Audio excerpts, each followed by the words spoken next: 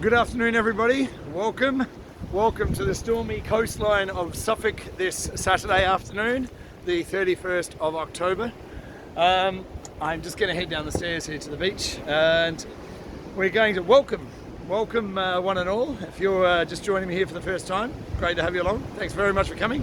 If you're returning, even better. Thanks for coming along. Great to have you here. Welcome to my little fireside chat. There's a fire down here on the beach someone's made today. So we're going to be talking today about the two scariest words in the English language. What if? What if? Now, the reason we're going to talk about what if today is they're the two scariest words in the English language. In fact, my 11-year-old daughter said, "Daddy, this year for Halloween, I want to dress up as what if, because everyone's scared of what if." For an 11-year-old, I mean, honestly, that's wonderful. She gets it. You know, what if is what the insurance industry was built on. But what if your house burns down? But what if you die when you're 50? What if you get cancer? What if? Always what if. What if is what scares people. You know, scary as hell, what if. And we're living in a world right now where everything's based around what if. But what if the numbers are right? What if all these people are dying? What if this pandemic is real? What if I have it and I go and see my grandma and I kill her? What if? Oh my God! What if? And that's the way we're going to live. If we allow what is happening to happen. And we all have a choice right now. This is where the choice is. You know, I'm making this video today because, you know, next week here in the UK, it's been announced now that we're probably going to go into lockdown for another month to stop a virus. Honestly, we already did that, but you know, from February up until, you know, August or July or whatever it was, to July, you know, but that wasn't long enough. What if? Oh my God! What if? So here we are in another what if situation, that we find ourselves in another bullshit what if situation now.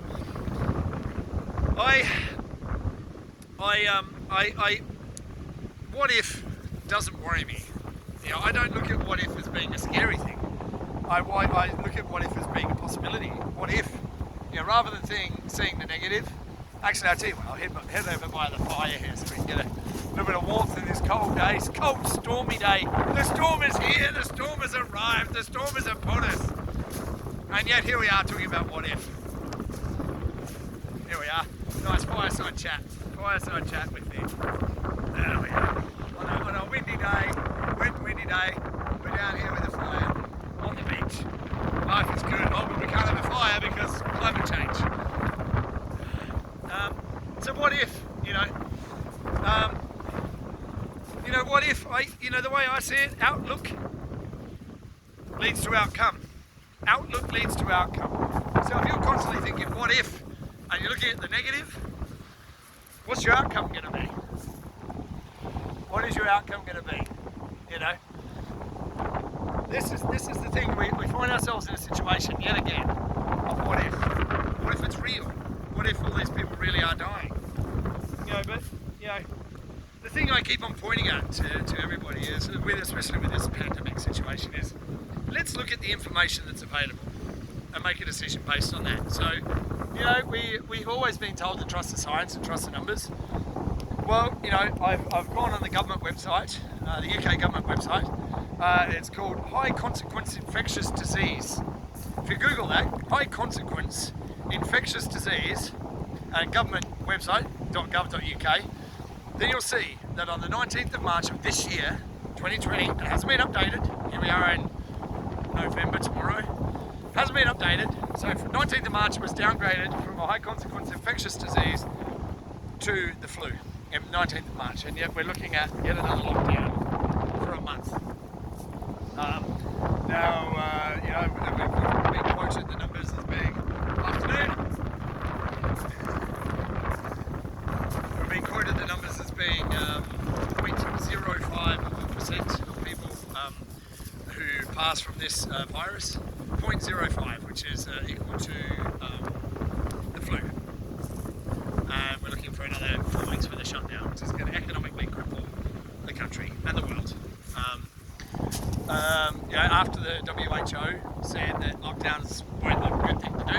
But here we are, finding ourselves in yet another lockdown. And for what? For what? 0.05% of people who die from this pandemic. And the average age of death is 82.1. So, no one's dying of old age, it's all dying of COVID. People aren't dying of heart attacks anymore, it's COVID. You trip over and stub your toe, it's COVID. I keep on harping on about the same thing because, we find ourselves in these what-if situations yet again. And, what if is being used to scare people. Our fear is being used to manipulate us into what? Now, I don't know if you've heard, I've spoken about it before, about the Great Reset, the World Economic Forum. Wow, wind's getting up today. So the Great Reset, the World Economic Forum has done this thing called the Great Reset, where they want to reset the whole world economy, and it sounds absolutely wonderful, it really does, the Great Reset, where they're going to, no more eating meat, that'll be all gone. You won't own anything, you'll rent everything. You won't be able to go on planes anymore because, planes make climate change. All the things that they say are bad about climate change are going to stop. No more planes, no more meat. It's controlling. You have one world government that controls everyone and everything. So they'll own everything and you'll own nothing. And you'll be happy about it, they say. What if there's climate change? Oh my God, what if there is? What are we going to do? But we're responsible, of course, not the petrol companies, not the governments who force us to use that old technology. But no, it's us, we're the problem. What if, what if it's all true? Here's what I think, what if it's not? What if everything that we think we know is all a lie? Who writes the history? The winners write the history, and do they write it correctly? What if this whole climate change debacle is an absolute farce? What if? It's everything that we think we know is incorrect. Our history, the reasons why things got going. I mean, we spoke about this conspiracies and false flags, where you have the reasons why we went to war, Franz Ferdinand getting killed, and all these kind of things. It's all a farce. It's all a lie. But what if? What if it's true? What if it's not? Outlook leads to outcome. Where are you focused? I'm standing out here in the wind, next to a fire on the beach, in a storm coming up to November, in a storm, to bring this information to you. Outlook leads to outcome. What are you focusing on? Are you focusing on the what if? What if the worst thing's going to happen? What are you going to do about it? What if an asteroid hits the planet tomorrow? Who gives a fuck? What are you going to do? How can you stop it? There's a deadly virus going around. Okay, what are you going to do about it? Oh, you're going to lock yourself away in your house until it all goes away? I'm sorry, but that's not going to work. It's time to take some responsibility for yourself. If you're truly worried about this, stay home. If you're sick or you have, really bad health conditions, stay home. If you're really that worried, then stay home. If you've got health concerns, stay home. Why is everybody else obeying all this? What's really happening? What's really happening off the back of this? Have a listen to the talk in on the financial circles. If you're not listening to that, listen. The world's going digital. Why are they doing that? Oh, because money's dirty. Okay. People have been snorting cocaine through fucking notes forever in a day. But they're not dirty. Banknotes get shoved up strippers, pants all the time, but they're not dirty. That's not a problem. It's this whole farce of the virus living on banknotes is ridiculous. That's what they want to say to get rid of banknotes and add money. It's preposterous. But what if? What if? This everything that we think we know is a lie. We've spoken about this before. This idea that we think that we know everything. Sorry, just stoking the fire. We don't, and this notion that we trust everything to politicians. How have they served us so far? Are they serving us? But they're relying on the what if. They're relying on the fear. They're relying on our giving in, giving up our rights. You know, this is, I don't know how many of my audience were around in 2001 when the Twin Towers blew up. But you know, the Patriot Act was put in place after 2001 for terrorism. Now, how'd that work out? The war on terror, yeah? Still going. You know, this notion that we're told all these things that make us fearful, to make us go and do things that we wouldn't ordinarily do. You know, who's the people that go and fight wars? It's you and me. It's not politicians who start them. You know, why? Because they get everybody angry about something that's completely false. It's a lie. You know, the same with this virus. It's a lie. There is a virus, of course there is. But is it dangerous? Is it as dangerous as they say it is? Of course it's not. Even Chris Whitty, the chief medical officer of the UK, said it's not dangerous. The government's own website downgraded it in March. Do you think they would have done that if there was a chance that they could have been sued? If it was dangerous as they say it is, then they put on there that it's not a high consequence infectious disease.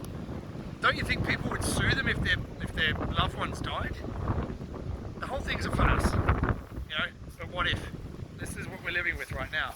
You know, some of my work colleagues don't want to go and visit their elderly parents because what if I take it to them? What if they get sick? How am I going to feel? You know, this is where we are. What if we're living in this mentality of the worst can happen? What are you going to do? You know, I saw a list the other day. 20 things that are more likely to kill you than coronavirus, as by the numbers. You know, by statistically, what's more likely to kill you? One of them is getting struck by lightning. And here I am out in the storm, waiting to get struck by lightning to prove a point. You know, yeah, we stress about this bullshit, and it is utter bullshit. Oh yeah, we don't want to overload the NHS. Well, the only reason we're going to overload the NHS is because people are shitting themselves. They're scared because of the way the media and the government has portrayed this thing to be deadly. So people are scared. If they get a sniffle or something, then they go into the hospital needlessly. You know, who are the people that are getting the virus? The people that are wearing the masks all the time. You know, who are the people getting tested? You know, they're the people that are wearing the masks. The people that are worried about this. Remember, there's always this what if? What if it's real? What if it's... You know, what are you going to do? You know, you're going to live your life in fear. You know, this is the point where we have to ask ourselves serious questions about the way we want to live, the way that we want to interact with each other. If you're going to keep living in fear, then please lock yourself in your home. Because nothing ever changes. There will always be fear. There will always be something around the corner. There will always be an asteroid. There will always be a flu. Or there will always be a virus. Or there will be you know, an outbreak of the measles. Oh my god, measles. Or the chicken pox. Or some fucking thing. Any bullshit that the media can fucking drum up to keep you living in fear. But what if? What if I get the measles? You know, what if I get the mumps? What if? Again, it's always the same. It is fear. Fear is driving this. You know, and we are all complying. Right, but you know, people are complying with this because they're scared. Of what? Of what? We have to get to a point where we say, fuck it. You know what? I made a decision to go out into the world and get in my car, and that could kill me. I could die in a car accident. But you do it every day. You know? You don't even think twice about it. You go out into the car and you get in the car and you put your seatbelt on and you go about your day and thinking, well, that's not going to happen to me. You know? But what if it does? But you don't think about it. You get on a plane. You get on a plane and you fly around the world. And you don't think, oh, I could die in this plane, even though you're more likely to die in a plane crash than you are to die of COVID. But what if? Outlook leads to outcome. You know, some people are going to die from this virus. Some people are going to die from car accidents. Some people are going to die from getting struck by lightning. But how do you want to live your life? What if? What if? Let's go through another scenario. We know the world is corrupt. We know politicians are corrupt. We know corporations are corrupt. We know bankers are corrupt. And they don't give a fuck about you and me. They don't. They don't give a rat's ass. But what if there was a technology that countered that corruption. What then? What if there was a way that we could, redo politics and, politicians and the way that we are governed in a different way with new technology? What if? Does that exist? Of course it does.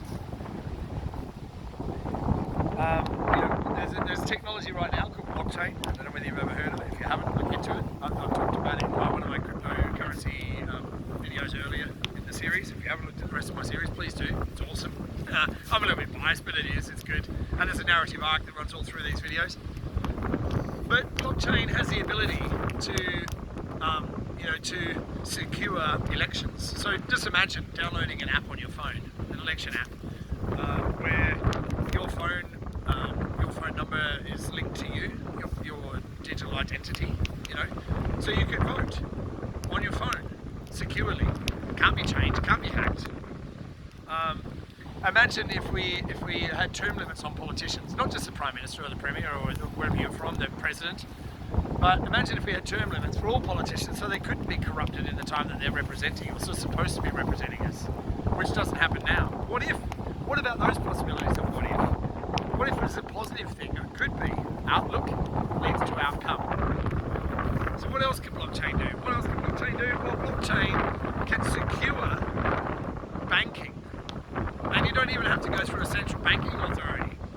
It's a decentralized piece of technology. Decentralization. The problem that we have right now is centralization. Centralized government, centralized banking, centralized decision making all around the world. It can be decentralized and secured using blockchain or distributed ledger technology. What if? What if we moved to a world where we had decentralized energy? You could have small towns that created their own energy, so they weren't relying on a central grid. What if? The possibilities are endless of what we can do. If only we looked at it in a different way. What if positive things could happen? What if we didn't live in fear of bullshit anymore? What if we didn't have the corrupt media that were telling us all these lies? What if we didn't have that anymore? What if we had decentralized media where the average citizen journalist, the digital warriors, if you like, were out there making these videos and bringing information to people's attention? What if we moved to that world? What world do you want to live in? I know the world I want to live in. That's why I share the information that I do. There's big changes on the horizon. We're in the midst of a storm. What's happening as we speak is going to change the way the world works forever. And we can be part of it if you choose to be. But the choice has to be yours. And I can't drag you, I can only show you the door. You're the one that has to walk through it. I've spoken about many subjects, but the what if is always the one that gets everybody. What if this is real? What if can be a positive thing? And it's up to us to choose that positive. Now, let's just say, for instance, that what if we could do decentralized voting systems, smart contract voting using Cardano ADA, their platform, to have smart contract voting so that it's decentralized, secure voting. Charles Hoskinson over at IOHK. Hi Charles. Thank you for your work, you're doing great. I'll keep on supporting you. If you know about these technologies, you can invest in these technologies to help change the world rather than living in this fear of what if. What about banking? What can we do with banking to decentralize banking so the central bankers aren't in control of the money? What can we do there? Look at the new technologies that are coming out. You have XRP, which is here in the UK, it's called an exchange token. So every government in the world, regardless of where you live, I don't care where it is, they're all going to a digital currency, a digital pound, a digital dollar, a digital rupiah. Everywhere is going digital. Every single country. You still have some cash for a little while, but they're all going digital. So what's the exchange mechanism in between those things? Well, I don't think it's going to be one, but XRP will be one of them. XLM is another one. There's plenty of other things that are going on right now in the distributed ledger cryptocurrency realm. if you like. XRP, XLM, Cardano is doing wonderful things. You know, Bitcoin and Ethereum are the two biggest ones. Everyone knows about them. You know, Bitcoin was the first, and the technology is set to change the world with, you know, blockchain secured transaction record. It's set to change the world. But blockchain was, you know, Bitcoin was first. There's better technologies out there that are faster, more scalable, yada yada yada, all the things that they do. What if I'm right? What if these things could actually make a change to the world that would be for the betterment of society? What if you could send 50p from one country to another without being eaten up by fees? What if? And if that's true, would you be willing to invest in that technology to help it get across the line, to make it available to everybody? So this is where we are. Right now, it's a choice that we have to make. Do we keep on doing the same thing and getting the same result? Because that is insanity. You know, that's, you know, Albert Einstein. Doing the same thing and expecting a different result is insanity, according to Albert Einstein. And it's true. We need to change the political sphere in the whole world. You know, having a two-party system just means they fight with each other. We get nothing done. We need to have term limits on politicians so they can't be corrupted. So we need to change the political arena. We need to change how banking works. We need to change how we generate electricity and how that's distributed amongst our communities. We need to change the way that we live, but not to the detriment of our society. And that what if is up to us now. Where do we put our time? Where do we put our energy? Where do we put our money? And that's our choice. So, you know, it's time to make that choice. What if doesn't have to be negative. Outlook leads to outcome. Choose what you want. And don't focus on what the negative is. You know, because all you're doing if you're focusing on the negative, you're drawing that negative to you. You know, I spoke about this in the Power of Your Mind video. You know, you're going to focus on something positive. So if you don't like something, focus on something that is changing that thing. So I don't like central banking. I think it's shit. I think they control the money. I think the whole thing is a scam. They print money out of their ass and it's worth nothing. So what do? Rather than focusing on that shitty fucking banking system, I'm focusing on a new system, a distributed ledger technology that has the ability to change central banking forever. And that's where my focus is. I'm putting my money where my mouth is. I put all my money where my mouth is. Changing the government, way that the government, how we vote and how democracy works. I'm putting my money and my energy and my focus on things that can change the way that we work the government. Not on the negative side of it. I'm looking at the positive, what I can influence, what I can change, where I can put my energy, where I can put my money. Where are you putting your energy? Are you putting it in the what if? Oh my God, what if this is the most terrible thing that's ever happened? Or are you putting it into what if I can change the world with my actions and my thoughts and my deeds and who I interact with and what I choose to invest in? What if can be positive? So, what are you going to do? How are you going to look at it? Outlook leads to outcome. Time to change things. I want to have you all along for the ride. I'm hoping that you're enjoying what I'm saying, what I'm doing. I'll keep on doing what I'm doing. I'll come down here for a walk on the beach. A little bit of a fire. Look at that. Look at that. Here we are on the beach in a storm next to the fire. You know, I'm looking at the possibilities of what can be done, of what I can do, what I can change. What are you doing? Thank you for coming along today. Enjoy it. Hopefully you can hear me. It's wind blowing a gale.